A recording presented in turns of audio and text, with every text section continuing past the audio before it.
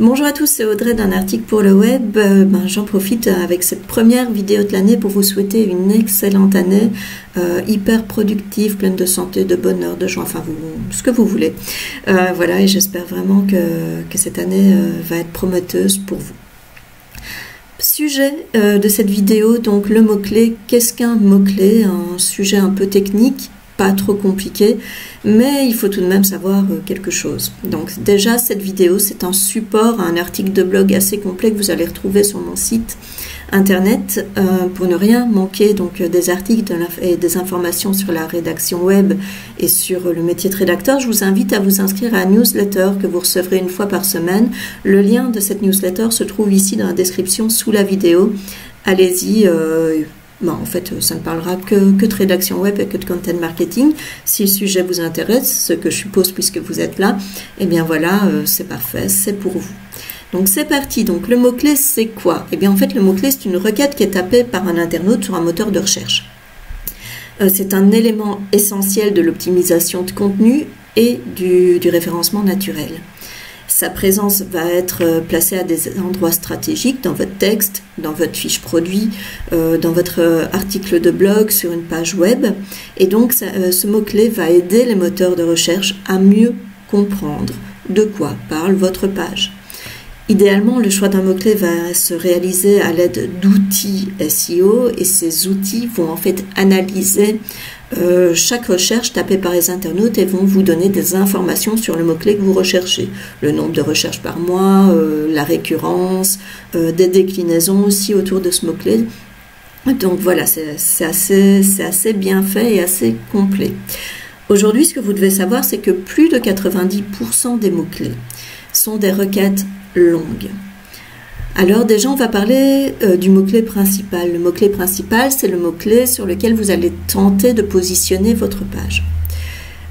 C'est un mot-clé qui doit être absolument placé à certains endroits, dans le title. Le title, c'est le titre de la page. Donc, pas le titre de l'article, pas le titre de votre produit, mais bien le titre de la page. C'est quelque chose qui n'est pas visible à l'œil nu pour les internautes, mais par contre qui va être visible sur la page de recherche de Google. Donc c'est important, le mot-clé doit absolument s'y trouver, c'est important pour le référencement. Ensuite, le mot-clé, je vous conseille également de le mettre dans votre métadescription. Pourquoi? Tout simplement parce que c'est un peu psychologique, mais quand on cherche par exemple chaussettes en laine sur Google, on va avoir tendance à cliquer plus souvent sur les liens où on va retrouver le mot-clé dans la métadescription. Voilà, c'est tout simplement un état d'esprit. Si je cherche des chaussettes en laine, je vais être rassurée par les métadescriptions où on va retrouver chaussettes en laine. Donc, mettez-le dans votre métadescription. C'est aussi quelque chose d'important. Ensuite, votre mot-clé principal va devoir se retrouver dans votre titre, donc dans le H1, qui est là le titre qui va être visible sur la page de votre site web. Donc voilà, vous allez également le retrouver dans un de vos sous-titres, de préférence en H2. Mettez-le une fois et plusieurs fois dans votre contenu, dont une fois dans l'introduction.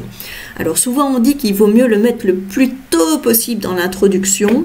Le problème, c'est que ça ne fait pas toujours hyper naturel.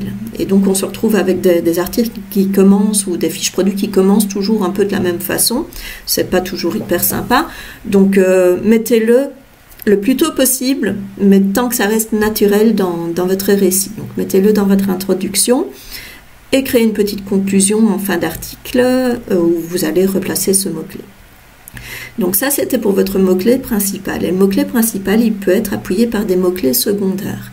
Alors cette notion de mot-clé secondaire, c'est une notion qui est un petit peu has-been, on va dire. Donc le mot-clé secondaire, auparavant, était très très important. Ce qu'il faut savoir, c'est que le mot-clé secondaire, c'est un mot-clé qui va venir appuyer un peu votre mot-clé principal. Ça peut être un excellent mot-clé principal de page interne. Donc par exemple, on peut imaginer que si mon mot-clé principal pour mon site est SEO, netlinking pourrait être un excellent mot-clé principal de service, de page secondaire, et un mot-clé d'appui pour SEO. Donc voilà, votre mot-clé secondaire, vous allez le placer de temps en temps dans vos contenus, pourquoi pas dans un H3, vous allez le placer dans vos paragraphes. encore une fois tout à fait naturellement. Mais cette notion de mots-clés secondaires, elle s'est un petit peu laissée supplanter par le vocabulaire lexical autour de votre mot-clé. Et donc aujourd'hui, le rédacteur web a beaucoup plus tendance à travailler un vocabulaire large en lien avec le mot-clé principal que cette notion de mot-clé secondaire. Donc pour travailler ce vocabulaire, vous avez des outils comme One.fr, comme Your Text Guru qui vont vous aider, vous donner toute une liste de mots-clés, de mots à utiliser dans votre texte et qui vont apporter du support à votre mot-clé principal. Donc ça, c'était déjà la notion de mot-clé principal et de mot-clé secondaire. Maintenant, où choisir vos mots-clés, où trouver des mots-clés. Donc je vous ai parlé des outils SEO, donc vous pouvez trouver des outils, des mots-clés comme sur Youdá, Insight, comme sur SEMrush. Donc là, vous allez taper votre idée, en fait ce que vous avez en tête, parlons chaussettes, et vous allez voir apparaître toute une série de mots-clés. Et certaines informations, ces outils, donc vous donnez le nombre de recherches par mois, vont vous donner le taux de concurrence, des fois le nombre de requêtes en fait réalisées par les internautes sur des déclinaisons de mots-clés. Donc voilà, ça va vraiment vous donner toute une série d'informations importantes pour le choix de votre mot-clé. Ensuite, Google met également à votre disposition des outils qui sont gratuits et qui vous aident également à trouver des mots-clés.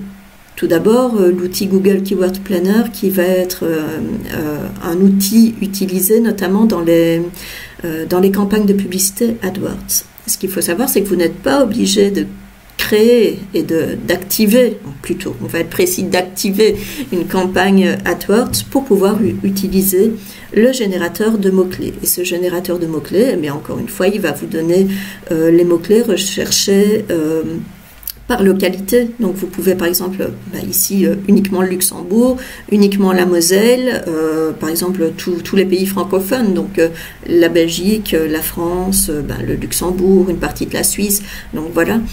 Et donc vous allez vraiment pouvoir sélectionner le mot-clé le mieux adapté à votre cible, en fait, à la localité ou au territoire où se trouvent les personnes à qui vous adressez cet article, cette fiche produit ou cette page web.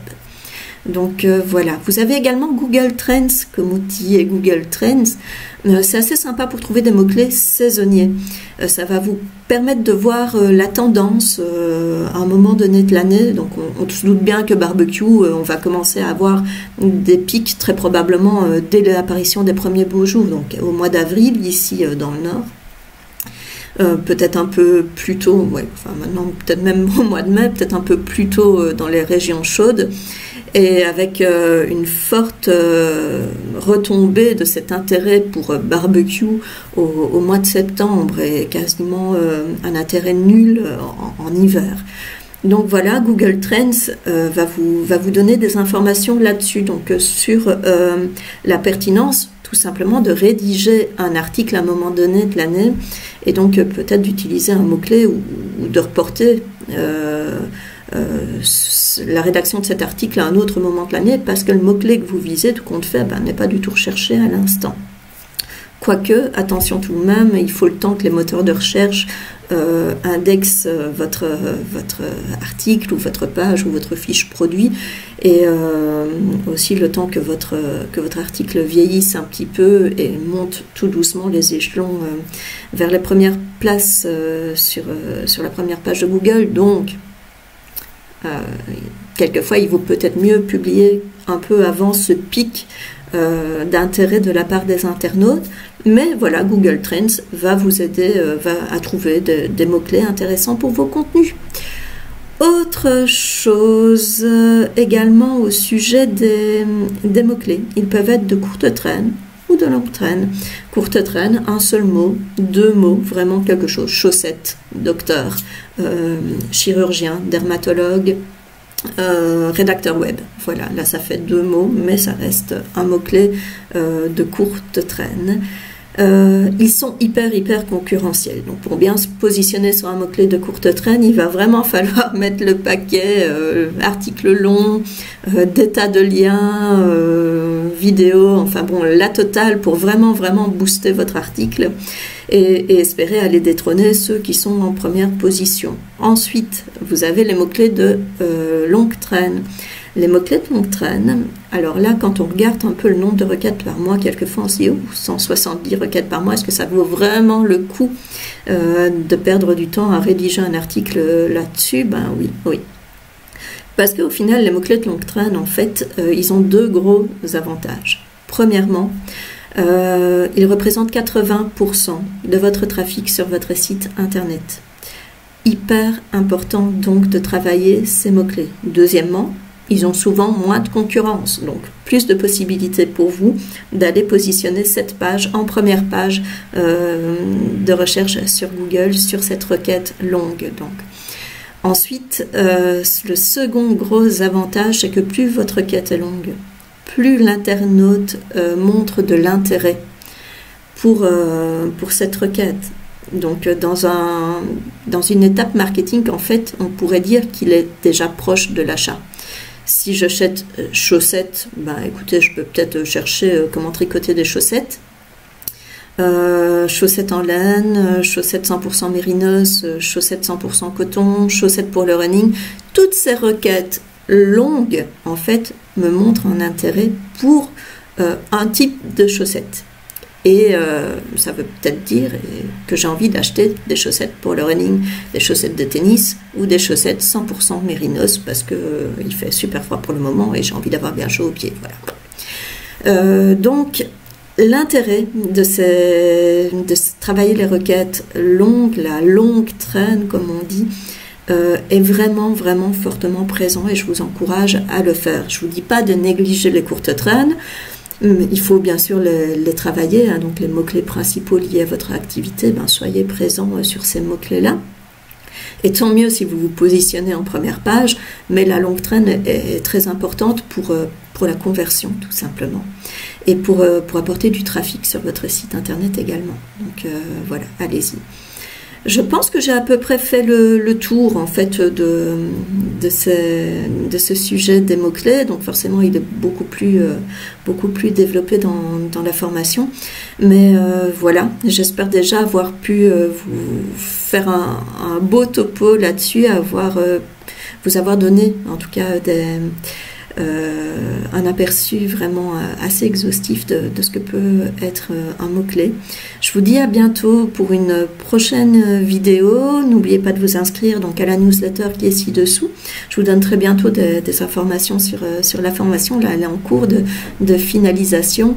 Donc rédaction web, Level Up Access. Et à très bientôt donc pour une prochaine vidéo. Au revoir.